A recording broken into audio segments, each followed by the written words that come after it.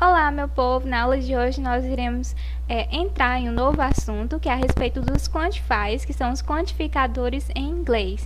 E essa imagem, né, logo de início, ela dá um spoilerzinho do que a gente vai estudar e ver. E esses são alguns quantificadores mais utilizados, que é o caso do lot of, do much, do many, do some, do any. E a gente, com calma, vai ver cada um deles e compreender como são utilizados e em qual situação. E na aula de hoje, né, nós iremos ver o much e o many. E afinal, né, o que são os quantificadores? Como o próprio nome fala, né, quantificadores dá uma ideia de quantidade. Tratam-se de expressões utilizadas para indicar e fornecer informações a respeito da quantidade de algo. Que eu trouxe algumas imagens com alguns quantificadores. E aqui tem até duas perguntinhas: how much ou how many? Quando utilizar um e quando utilizar outro? E é isso que a gente vai compreender na aula de hoje.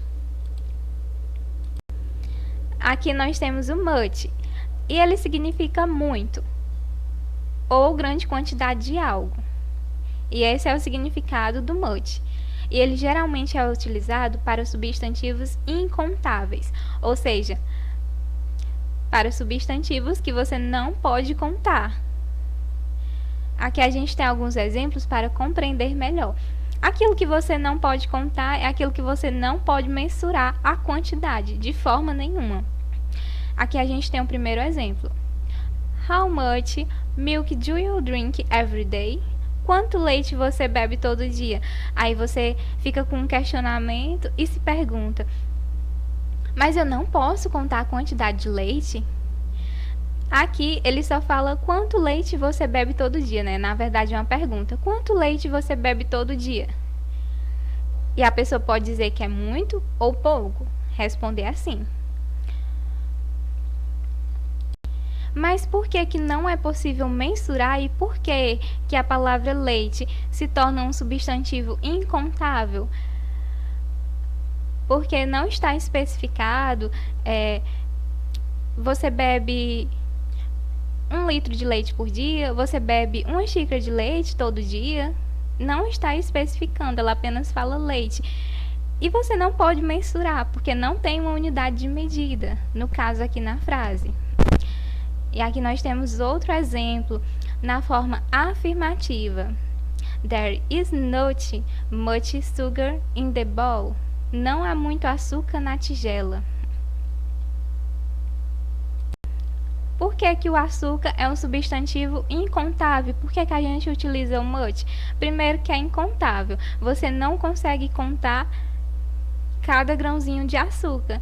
É impossível.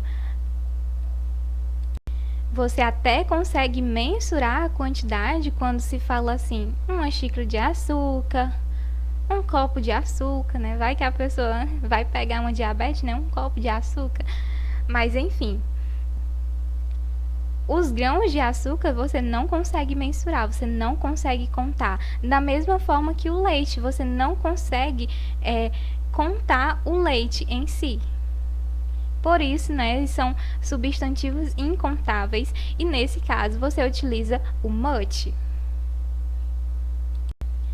E o próximo quantifier, né, quantificador da aula de hoje que a gente vai ver é o many, que significa muitas ou muitos e é usado para substantivos contáveis. Não sei se deu para perceber, mas o much, ele se aplica mais ao singular. Ele é até parecido com o many, só que o much, ele se aplica mais ao singular, enquanto o many se aplica mais ao plural. E a diferença é que o many é para substantivos contáveis, enquanto o much é para substantivos incontáveis.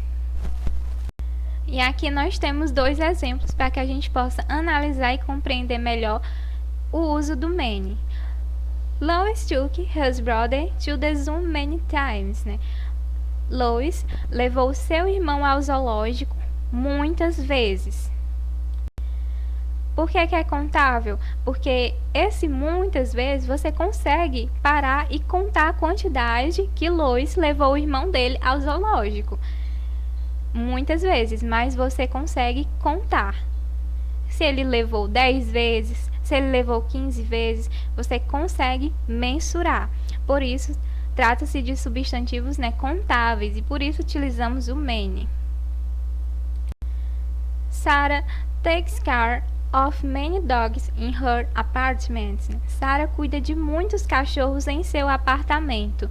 Ela consegue mensurar a quantidade de cachorros que ela cuida no apartamento dela?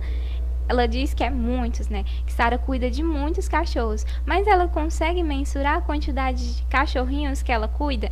Ela consegue. Por isso, trata-se de substantivos, né, contáveis, onde você pode mensurar. E nesse caso, você utiliza o many. E o objetivo da aula de hoje era dar início a esse assunto, né, a esse conteúdo novo, e que vocês pudessem compreender o uso do much e do many. E para exercitar, nós temos uma atividade sobre, né, que segue a atividade lá no roteiro. Qualquer dúvida, é só você entrar em contato comigo. No mais, por hoje, após a atividade, né, e relacionada à aula, né, finish. Por hoje a gente finalizou. E até a próxima aula. See you, class!